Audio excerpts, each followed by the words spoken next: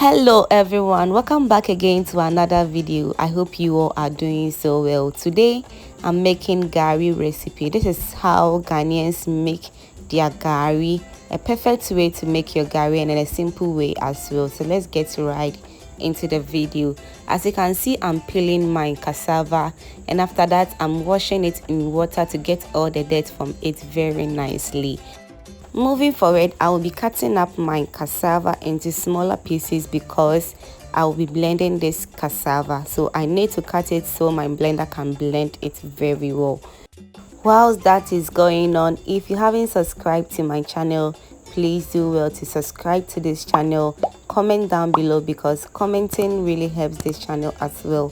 And let me know your thoughts about this gari recipe.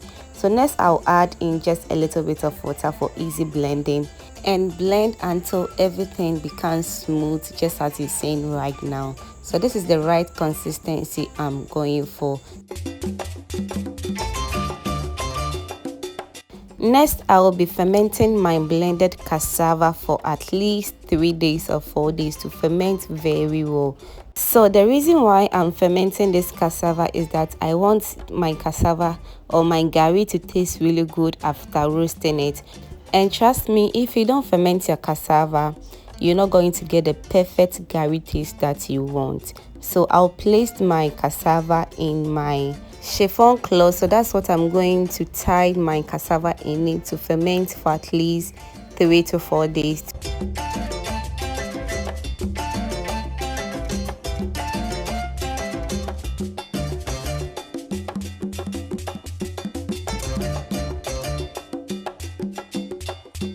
Moving forward, I'm going to place my cassava dough on top of a strainer and I'll put a heavy object to it to strain the water from it whilst fermenting.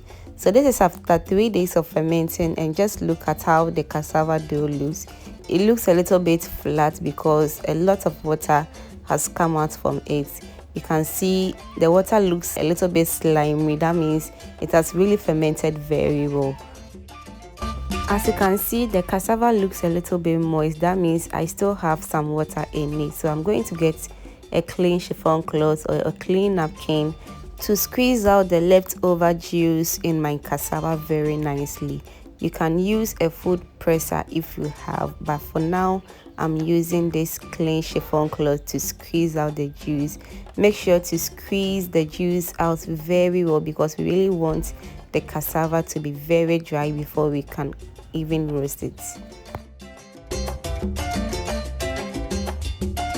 So after squeezing out the juice, just look at how nice the cassava looks, very dry.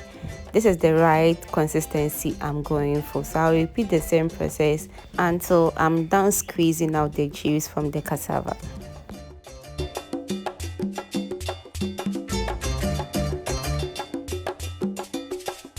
And after all this hard labor, just look at how nice the cassava dough looks. It's very dry now, and this is the right consistency I'll be going for. So next we're going to get a strainer to strain this gari to get the perfect gari we want. So I'm tying this around my rubber and I'm going to rub it using my hand to sieve the cassava dough very well. With this way, you are going to get a very smooth and nice cassava dough after doing this.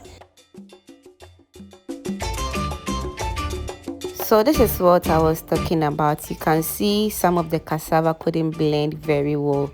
So that's why we do strain this cassava before we even roast it.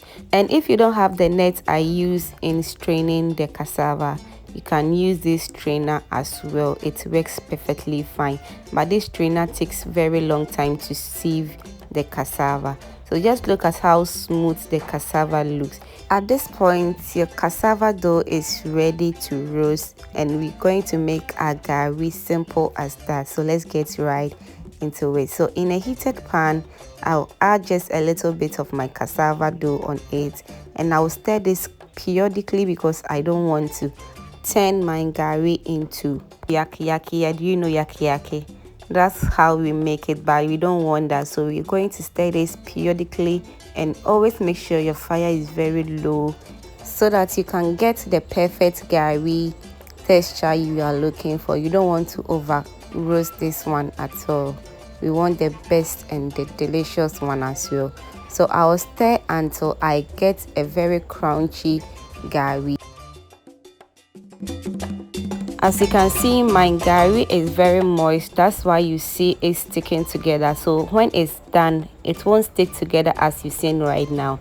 You can see it's sticking together and it's becoming like eba. Yes, we don't want that. So I will be roasting this gari until it doesn't stick to my hand as it was before.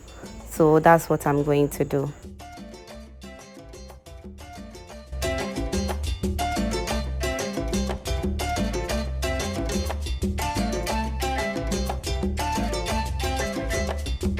And it's been 15 minutes of roasting my gari, and just look at how nice it has roasted. As you can see, the gari is not sticking to my hands again. You can see previously it was sticking, but now I just have just a little bit of gari on my hand.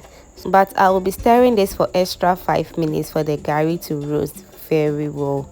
So at this point my gari is ready, so I'm testing it again and just see how the gari is not sticking to my hand anymore. This is what I want. I don't want the gari to be sticking to my hand. That means the gari is ready and nicely done. So I'll set this aside and I'll fry the second recipe as well. If you like this video, please give me a thumbs up, subscribe and be part of this foodie channel.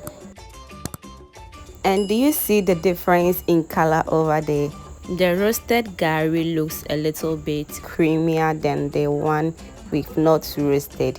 The wet one looks a little bit white and the roasted one looks a little bit creamier.